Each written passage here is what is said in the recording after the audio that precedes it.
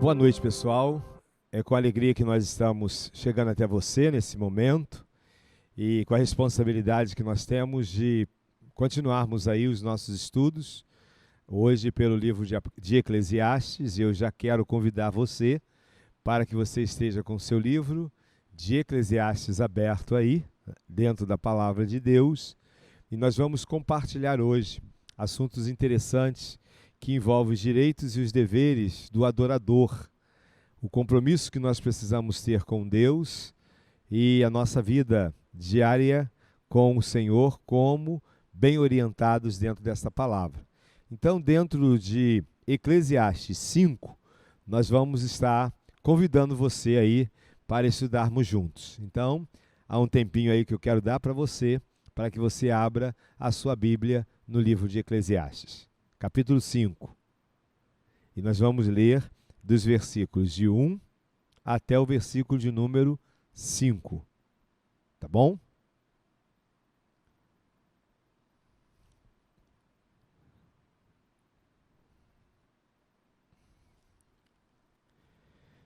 Vou ler com você nessa hora, você acompanha aí, e diz assim o capítulo 5, versículo 1. Guarda o teu pé quando fores à casa de Deus. É melhor aproximar-se para ouvir do que fazer como os tolos que oferecem sacrifícios sem saber que agem mal. Não te precipites com a tua boca, nem seja o teu coração impulsivo para fazer promessas alguma na presença de Deus, porque Deus está no céu e tu estás na terra.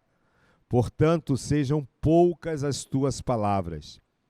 Porque os sonhos vêm do muito trabalho, e o falar do tolo vem das muitas palavras.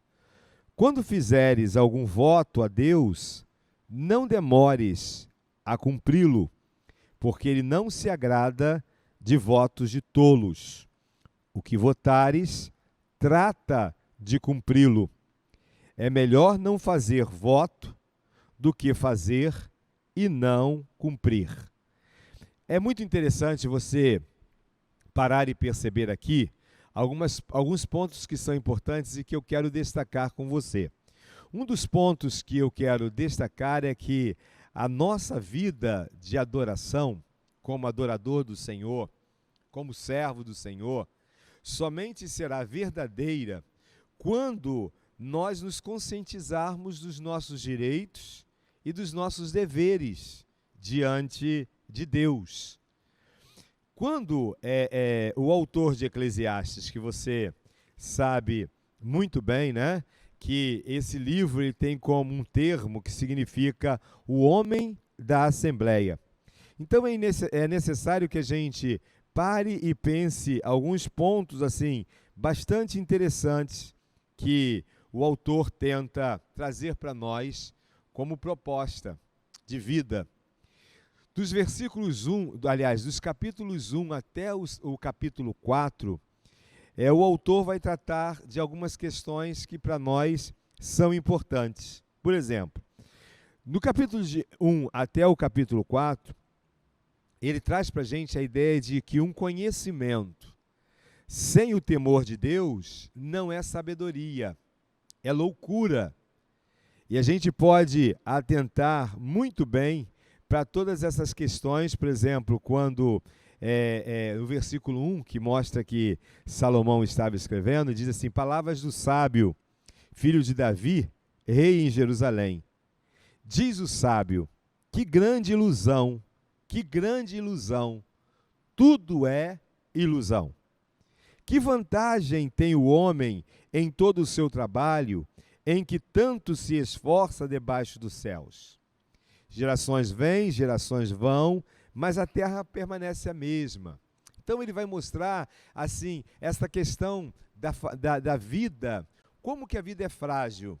E como que também, para alguns, a vida ela se torna, assim, uma ilusão. É algo que a gente experimenta como grandes projetos que muitas pessoas têm, mas que não consegue de verdade descobrir o valor da vida, o sentido da vida. E é muito interessante isso. Eu compartilho com vocês uma palavra de um filósofo famoso, que ele deixa a seguinte frase, né? Esse filósofo deixou essa seguinte frase, que o morrer é mais universal do que o viver. E ele diz assim, por que digo isso? Porque morrer, todos sabem que vão morrer. Agora, viver, nem todos conseguem. Olha só que coisa interessante. Morrer, todo mundo sabe que vai morrer. E há pessoas que estão vivendo, estando sem verdadeiramente viver a vida, sabendo o sentido da vida e aproveitando as questões da vida. Então, esse sábio, ele vai dizer, no capítulo 1 até o versículo 4, que o conhecimento sem o temor de Deus não é sabedoria, mas é loucura. A busca desenfreada pelo prazer é correr atrás do vento, e que a aquisição de bens materiais não pode fazer de nós pessoas felizes. Ah, quantas pessoas, não é verdade, que estão iludidas em ter, em possuir, principalmente neste tempo em que nós estamos vivendo aí uma busca muito intensa, a questão do materialismo, né? A questão das pessoas que estão buscando os prazeres em ter, em possuir. Então, um consumismo muito grande. Você consegue perceber isso, você tem visto isto, né, acontecendo. Então as pessoas querem o carro que saiu em 2020, mas agora vai mudar o ano, e já queria mesmo e consegue entender que 2021 seria bem melhor. E aí então daqui a pouco sai um celular novo, ele já quer trocar o dele, porque ele precisa sempre do último modelo, e assim vai em todas as questões da vida. As pessoas nunca satisfeitas com o que possuem. E aí então o sábio vai dizer assim, a busca desenfreada pelo prazer é correr atrás do vento. As coisas materiais não vão nos fazer pessoas felizes. E aí então no capítulo 2 você pode ver isso. Que coisa interessante em que ele vai dizer que chega o momento em que é percebido que tudo é vaidade. Tudo não passa de vaidade. Por exemplo, eu consegui ver aqui no versículo de número 17 do capítulo 2, que diz assim, por isso eu detestei a vida, pois tudo que se faz debaixo do sol é cansativo para mim. Tudo é ilusão, é perseguir o vento. Olha que quem está falando isso é um homem que foi muito rico. E talvez você dissesse assim, mas também com tudo aquilo que ele possuiu, fácil demais dizer que tudo é vaidade. Depois que ele teve tantas riquezas, roupas das melhores, porque diz que as roupas do rei Salomão, por exemplo, eram roupas assim fantásticas. Ele tinha, na verdade, 1000 mulheres, mas ele chega no final da vida dizendo tudo é vaidade. Por quê? Porque ele conseguiu descobrir que nada, materialmente falando, consegue suprir as necessidades da alma. Ele vai nos mostrar que o trabalho sem a visão objetiva de Deus transforma-se em ativismo. Nós precisamos entender isso, quer na igreja, na nossa vida eclesiástica, na nossa vida devocional, em tudo aquilo que nós fazemos para o Senhor. Nós precisamos perceber que há de ter em nós a busca pelo conhecimento de Deus. A satisfação do cristão está em Deus, porque se nós tivermos satisfação em Deus, nós faremos tudo para a glória de Deus, e isso não vai se tornar enfadonho, não vai se tornar pesado, mas será privilégio, será oportunidade de crescimento, será realização pessoal. E isso também é verdade Na vida acadêmica, na vida de um profissional, eu preciso fazer tudo com alegria, entendendo que eu tenho conhecimento de Deus e eu faço daquilo que sei fazer um ministério. Então, ele vai mostrar isso muito claramente, que quando o trabalho não tem o objetivo verdadeiro, ele se torna enfadonho. Quantas pessoas que dizem assim: eu não consigo me realizar no que faço. Talvez você esteja no lugar errado. Talvez você esteja com a visão errada. Talvez você se veja obrigado em fazer. Então, por isso que quando Paulo vai escrever sobre os dons espirituais, ele vai dizer assim, ó, se o seu dom é presidir, que você faça isso com excelência.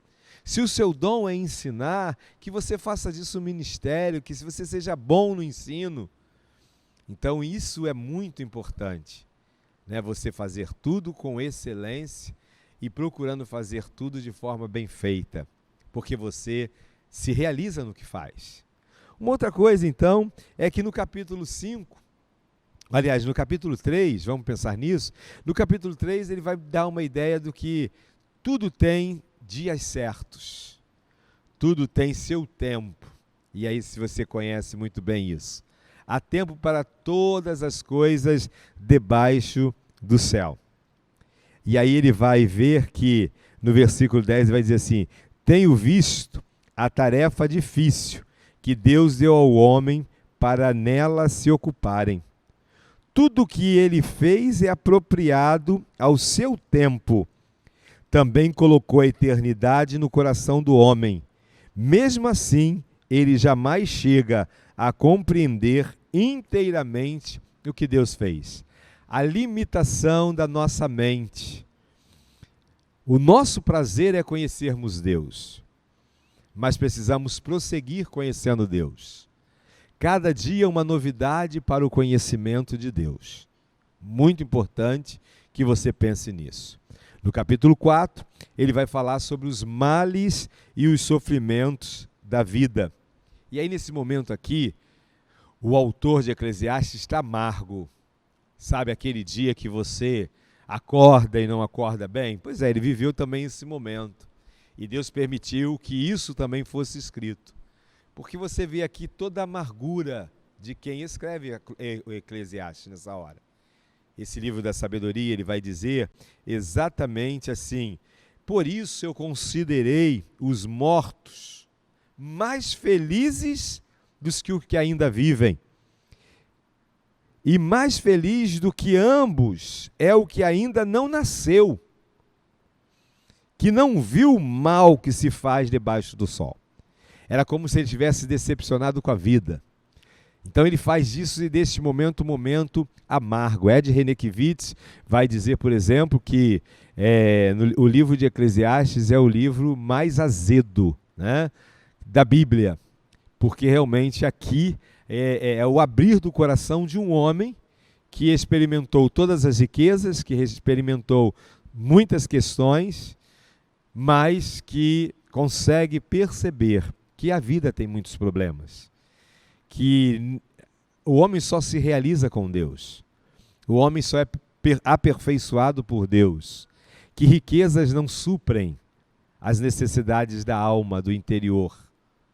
E aí então no capítulo 5, chega o momento então que ele vai falar sobre os direitos e as obrigações de um adorador diante de Deus.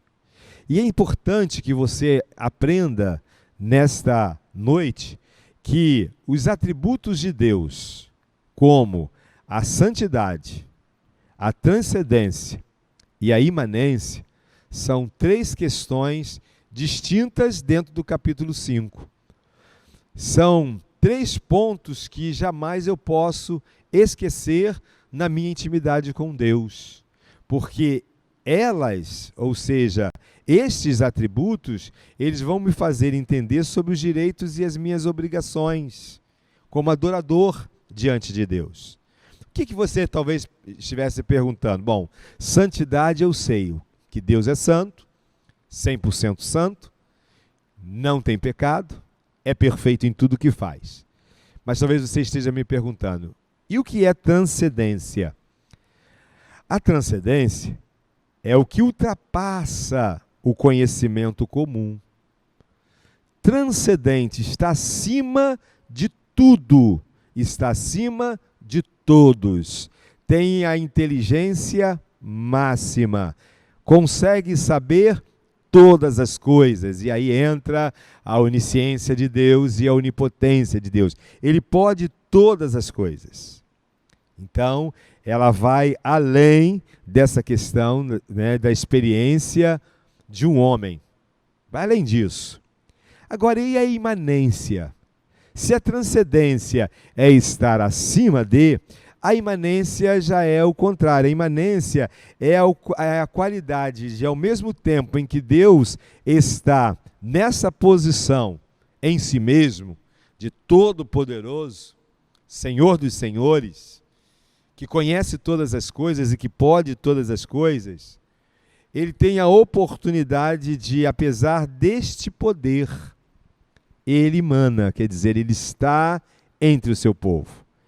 Por isso que quando nós pensamos nessa ideia do Deus Criador, a teologia vai dizer assim, que Deus é o Criador, que criou, mas que continua sustentando todas as coisas criadas.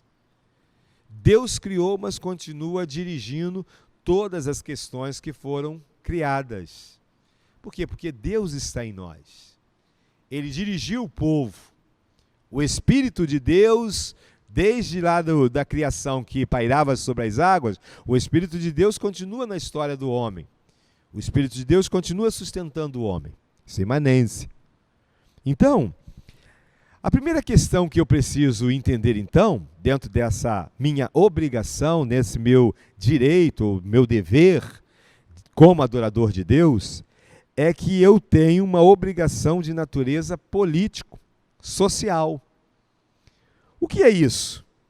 A primeira questão que sempre algumas pessoas falam, e talvez você já tenha ouvido, né, essa palavra, essa frase que algumas pessoas falam, primeiro a obrigação, depois a devoção. Você já ouviu falar isso? Pois é, isso é falado pelos antigos, né? Ah, eu estou primeiro preocupado com a minha obrigação, depois a devoção.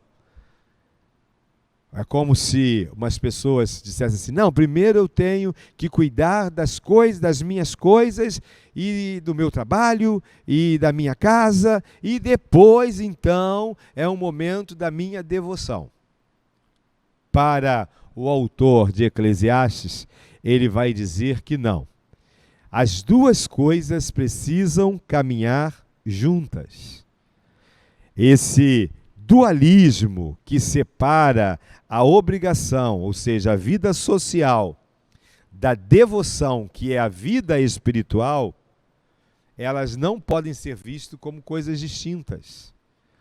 Quando eu trabalho, diz o apóstolo Paulo, na orientação que ele dá principalmente a Timóteo, ele vai dizer que os servos sejam sujeitos aos seus senhores, que os senhores saibam tratar dignamente os seus empregados, que o marido deve tratar com honras a esposa, que os filhos devem respeitar os seus pais, e que os pais não devem suscitar ira nos filhos. Tudo canalizado em quê? Na vida devocional. Tudo para a glória de Deus. Quer comais, quer bebais, quer que faças qualquer coisa, que faça para a glória de Deus. É essa a orientação. É interessante a gente parar e pensar, por exemplo, no capítulo 8 de Eclesiastes, no versículo 2, ele vai dizer assim: eu aconselho, obedece às determinações do rei por causa do juramento de lealdade feito diante de Deus. Olha que coisa interessante. O sábio, está nos orientando a entendermos o seguinte: o respeito às autoridades, devemos fazer isso por conta do compromisso que temos com Deus. Bom, mas pastor, esses homens que estão no poder não merecem respeito. Você talvez estivesse pensando isso, né? Por conta de tantas dificuldades e decepções com os políticos que nós temos, a ideia é, olha, a minha vontade às vezes é até mesmo sonegar impostos, porque eu vejo desvios dos impostos. Se eu pudesse, eu não iria contribuir com o imposto de renda, porque para onde vai esse nosso dinheiro? Eu não pagaria o IPVA do meu carro, porque eu vejo as estradas emburacadas. Para que pagar pedágio? E assim a gente é quase que tentado a sermos desleais por conta da desonestidade que o próprio país vivencia. Não é verdade? Mas não. A palavra de Deus nos orienta que nós precisamos, diante de Deus, descobrirmos que nós temos deveres. E esses deveres, conforme disse ele aqui, eu aconselho, obedece às determinações do rei por causa do juramento, a lealdade que vocês fizeram a Deus. E aí eu volto dizendo o seguinte: enfatizar o reino de Deus é necessário, sem desprezar as questões materiais em que nós estamos inseridos. Buscar primeiro o reino de Deus e a sua justiça, e as demais coisas serão acrescentadas, disse Jesus. O meu compromisso primeiro é com o reino de Deus. O meu compromisso é com Ele. Nós somos cidadãos e possuímos direitos, possuímos deveres para com o Estado. E isso é importante. Nós servimos através dos impostos, nós votamos, nós fazemos parte de uma sociedade, nós precisamos entender que temos voz como igreja, precisamos de alguma forma pensarmos nisso, porque os profetas do passado, eles denunciaram a corrupção, eles denunciaram a desonestidade, eles denunciaram os reis, ainda que isso custasse muito caro. Jeremias, por exemplo, se levanta em um tempo complicadíssimo e ele denuncia, ele apanha, ele sofre agressões por conta disso, mas ele tinha um compromisso com Deus.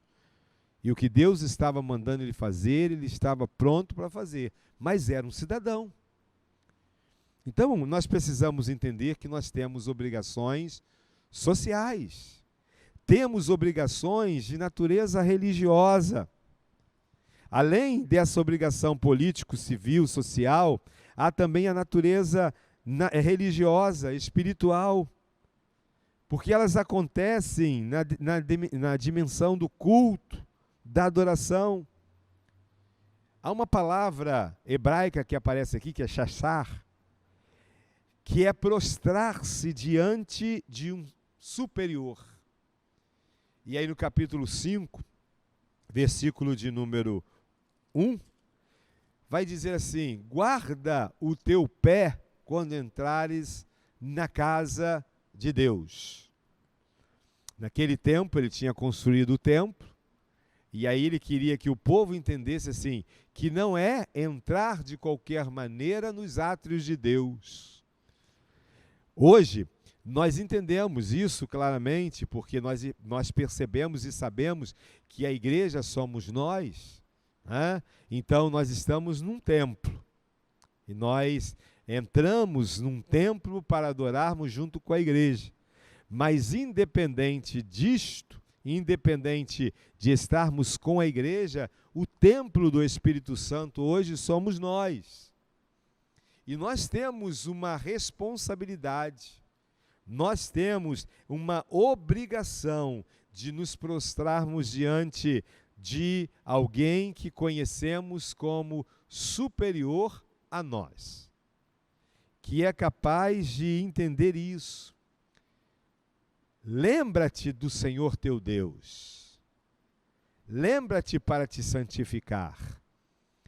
Lembra-te para que você não pise nos átrios de Deus de qualquer maneira. Não faça como os tolos. Então ele vai dizer aqui no capítulo 5, versículo 1, é melhor aproximar-se para ouvir do que fazer como os tolos que oferecem sacrifícios sem saber que agem mal.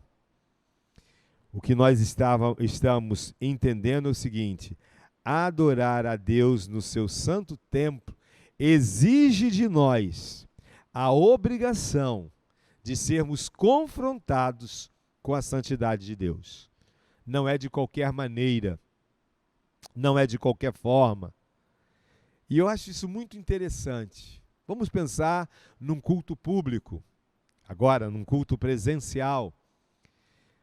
Eu não sei se é importante a gente destacar alguns pontos muito legais, né, que vale a pena. Você já parou para pensar o seguinte: você pode adorar a Deus na sua casa. Você pode acordar pela manhã, ainda com a sua roupa de dormir, você pode ali se ajoelhar, você pode conversar com Deus deitado, você pode conversar com Deus sentado na sua cama ou indo para a sua janela e ali ter um momento com Deus e fazer a sua devocional sem nenhuma dificuldade. Você pode ir à praia e ir lá na praia, né, você com a sua roupa de banho, você pode também sentado na sua cadeira ou na areia ou até mesmo dentro d'água fazer a sua devocional. Tranquilamente você pode conversar com Deus e ali Ele está te ouvindo. Mas quando nós pensamos nessa ideia de um culto presencial, é como se nós estivéssemos diante de uma audiência.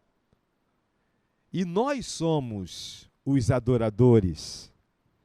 Então eu imagino que, como aquele que está sentado ou aquele que está dirigindo, a visão que a gente precisa ter é que Deus está, neste momento, sendo adorado. Deus está sentado no trono, participando conosco de um momento de adoração. Imagina você num tribunal de justiça, onde há um julgamento. Preste atenção, não sei se você já percebeu isso. Todas as vezes que há um julgamento, quando o juiz sai daquela porta e vem para a tribuna, você já percebeu que todos se colocam de pé e aguardam que o juiz acene para que todos sentem. Ninguém vai à presença do juiz mascando chiclete. Ninguém vai numa audiência, aliás, nem é permitido, mexendo no celular e conversando no WhatsApp. O juiz está falando. Silêncio total e pleno. É dessa forma. Você precisa perceber que este é o nosso lugar. O lugar de um adorador que está diante do trono de Deus. Nós não temos medo de Deus, mas nós reverenciamos Deus. Nós temos Deus como amigo e amigo fiel, mas a nossa intimidade com Deus não pode extrapolar no sentido de você pensar é de qualquer jeito. Porque quando recebemos a visita de um amigo ilustre em nossa casa, a gente quer oferecer o melhor como anfitriões. É interessante a gente pensar então que a santidade de Deus nos obriga a reverência, que é entrarmos na casa de Deus com reverência. Guarda o teu pé quando entrares na presença de Deus. Seja um verdadeiro adorador. Reverencie, obedeça, atente para os princípios que fundamentam. Conheçam a verdade deste Senhor. Porque, meu irmão, quando eu conheço a verdade, eu não me torno um legalista.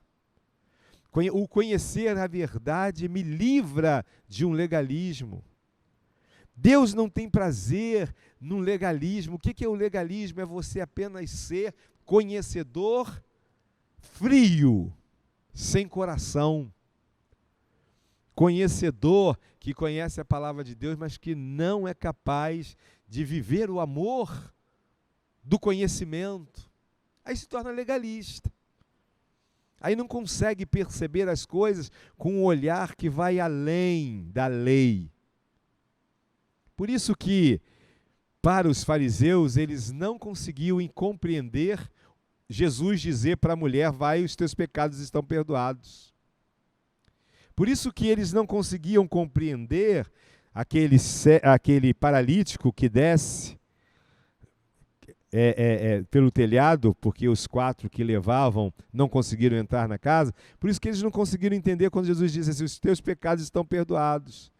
E eles começaram a murmurar, e aí Jesus disse: para que vocês saibam que o Filho do Homem tem poder para perdoar pecados, porque eles eram legalistas e não conseguiam compreender a verdade do reino e nem conseguiam perceber o lugar de Jesus dentro do reino. Jesus disse: então, para que vocês tenham consciência de que eu tenho poder para perdoar pecados, levanta, toma teu leito e anda. E assim aquele homem saiu.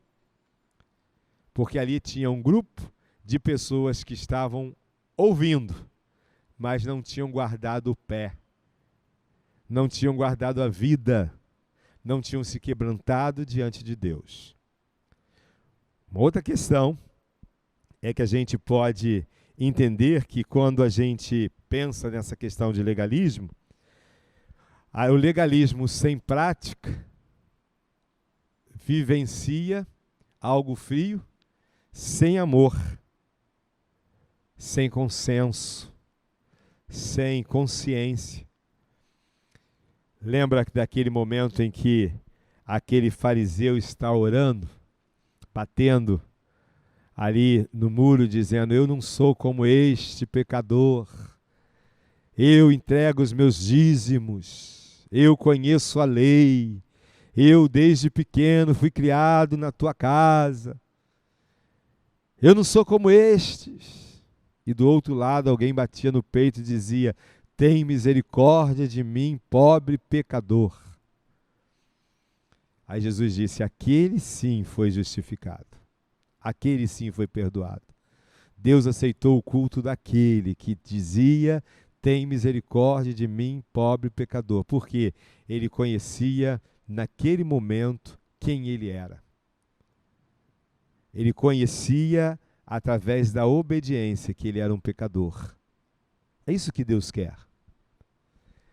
Uma outra questão é a nossa obrigação frente à transcendência de Deus, a esse poder de Deus, essa superioridade de Deus, essa onisciência de Deus, esse Deus que criou todas as coisas.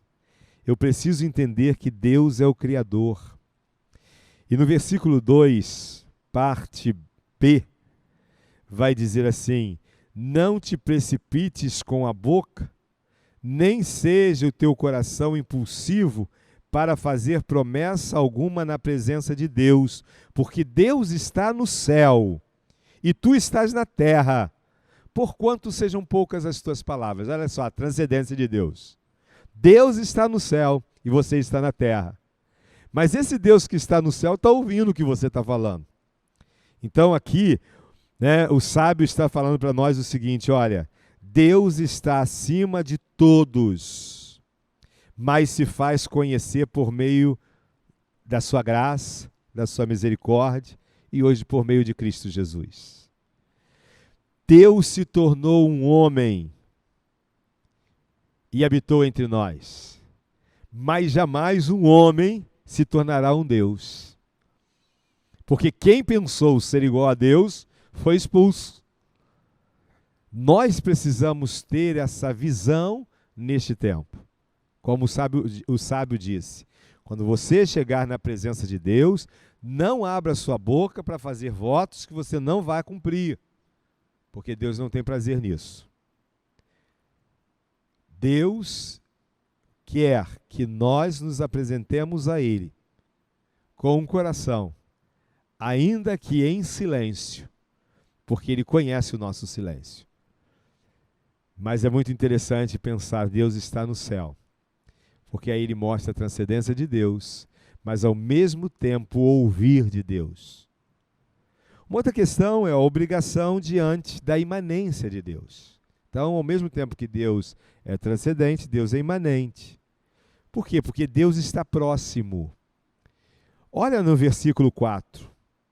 Quando fizeres algum voto a Deus, não demores em cumpri-lo, porque Ele não se agrada de tolos. O que votares, trata de cumpri-lo. A proximidade de Deus com o homem deve nos fazer melhores crentes e melhores pessoas.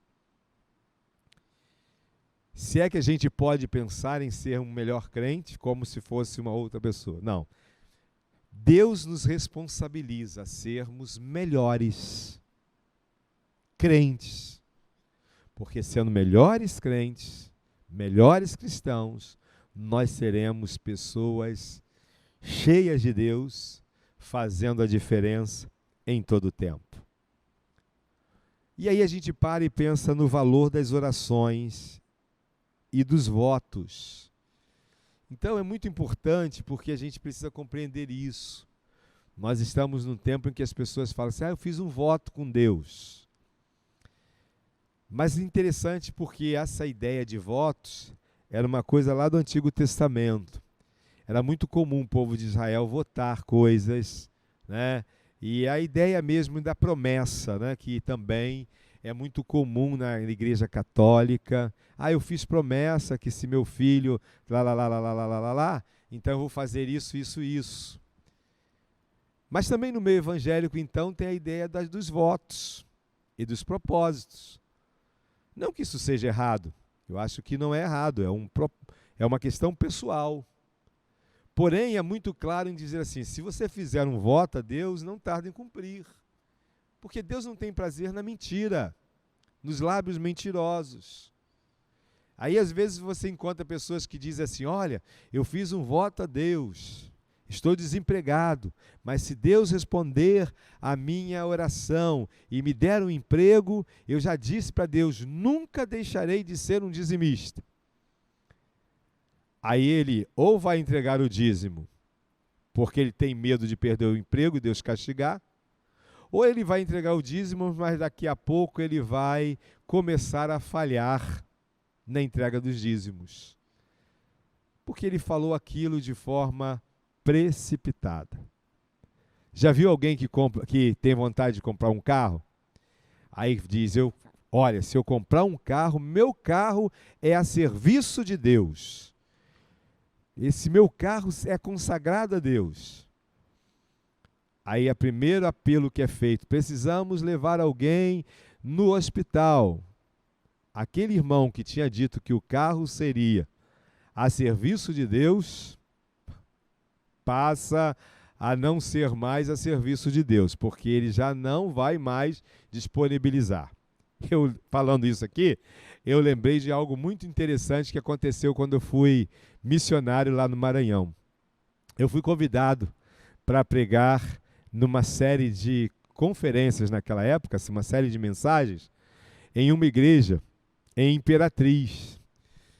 E lá então eu encontrei um pastor, fiquei hospedado na casa do pastor, e ele me levou em Imperatriz, em alguns lugares muito importantes de Imperatriz, e conhecemos ali um homem que era fazendeiro. Olha, a fazenda dele era lindíssima. A fazenda dele, tudo na fazenda era muito bem feito. E ele era muito bem sucedido. E aí então, aquele homem começou a conversar, e ele era muito falante, falando sobre propostas, sobre questões. Tá? Quando nós voltamos, então aquele pastor falou assim, esse irmão tem uma lábia, ele consegue realmente convencer com o que fala. Mas ele é muito interessante. E aí o que nós descobrimos? que aquele homem tinha na fazenda dele tinha muitos gados e muitos bezerros. E aí então ele não era dizimista. Apesar de toda a riqueza que possuía, ele não era dizimista. E aí então o pastor chegou para ele e disse: irmão, você é um líder da igreja, você é muito bem sucedido, mas você não é um dizimista? E ele disse assim: não, pastor, eu sou dizimista. Porque na minha fazenda eu faço o seguinte: todas as vezes que uma das minhas vacas, elas estão para dar à luz a um bezerro, quando os bezerros vão nascendo, eu vou dizendo: este é de Deus e este é meu. E assim, na minha, eu faço essa partilha com Deus. Um bezerro é meu, outro bezerro é de Deus. E o pastor então se deu por satisfeito, não comentou mais nada. Mas no ano seguinte, aquela igreja ia receber a convenção maranhense. E aí então, diante de tudo aquilo, começaram a pensar na questão dos alimentos. E o pastor disse: eu acho que eu tenho uma solução quanto à questão da carne. E aí então ele chegou para o pastor chegou para aquele irmão fazendeiro e disse o seguinte: olha, irmão, você disse aquele dia sobre dízimo que você não era dizimista, mas que na sua fazenda você tem uma partilha com Deus. Deus é seu sócio. Então, um bezerro era de Deus, outro bezerro era seu. E nós vamos precisar de carne para recebermos os convencionais. E eu gostaria de saber se o senhor pode doar alguns dos bezerros que são de Deus. E aquele homem, na maior cara de pau, disse o seguinte: pastor, eu esqueci de lhe avisar. Muitos dos bezerros morreram, principalmente os bezerros de Deus. Então, muitas pessoas fazem votos, mas muitas pessoas não cumprem seus votos. Há muito bezerro morto por aí, não é verdade? Há muitos bezerros que morreram diante de votos precipitados. Por isso que, então, o sábio vai dizer: não faça votos precipitados, porque Deus não tem prazer em votos de tolos. Quando você fizer um voto, não tarda em cumpri-los. É importante que as nossas orações, elas sejam ouvidas por Deus, pelo que Deus faz, e que você seja muito consciente em dizer para Deus que é muito difícil você, às vezes, ser obediente. Confessar isso é importante para Deus. Nos versículos 21 e 23, a gente já vai chegando ao final. No versículo 21 a 23, do capítulo 29 de Jeremias, versículo 12 e 13, a palavra de Deus vai dizer assim: então me invocareis, ireis, orareis a mim, e eu vos ouvirei. Vós me buscareis e me encontrareis quando me buscardes de todo o vosso coração. Deus tem prazer em cumprir os projetos dele em nós. Nós precisamos entender os nossos direitos e precisamos entender o nosso dever. Qual é o nosso direito? É pedir. Qual é o nosso dever? Obedecer. Qual é o nosso direito? Falar com Deus das nossas necessidades. Qual é o nosso dever? Descansar na certeza de que Ele suprirá as nossas necessidades. Então, hoje, eu quero encerrar dizendo para você da necessidade de vivenciarmos o que está em Deuteronômio, capítulo 23, e eu convido você a abrir aí, para a gente encerrar este momento. Deuteronômio 23, versículos 21 a 23, diz assim: quando fizeres algum voto ao Senhor teu Deus, não demorarás para cumpri-lo, porque o Senhor teu Deus certamente o cobrará de ti, e haverá pecado em ti. Se, porém, não fizeres o voto, não haverá pecado em ti. Guardarás e cumprirás o que tiver saído dos teus lábios, assim como fizestes voluntariamente o voto ao Senhor teu Deus, prometendo-o com a própria boca. Meu amado irmão, que nesta noite você se sinta feliz. Guarda o teu pé quando entrares na casa do Senhor. Guarda teu pé quando entrares na presença de Deus. Guarda teu pé todos os dias e todos os momentos. Sabe por quê? Porque naquela época o sábio tinha a ideia de que o povo vinha para a adoração. Hoje nós temos consciência de que somos templo dele, templo de Deus. Somos conscientes de que o Espírito Santo está dentro de nós. Então, a verdade é, guarda teu pé em todo o tempo. Guarda teu pé durante toda a tua vida. E que tudo que você vier a fazer seja para a glória de Deus, porque Deus está no seu santo templo, mas com seus olhos na terra. Mas Deus não só está no seu santo templo, como está em nós através do seu Espírito. O Espírito Santo de Deus é consolador, o Espírito Santo de Deus é quem nos ensina, é professor, e o Espírito Santo é aquele que nos guarda em todo o tempo. Vamos orar?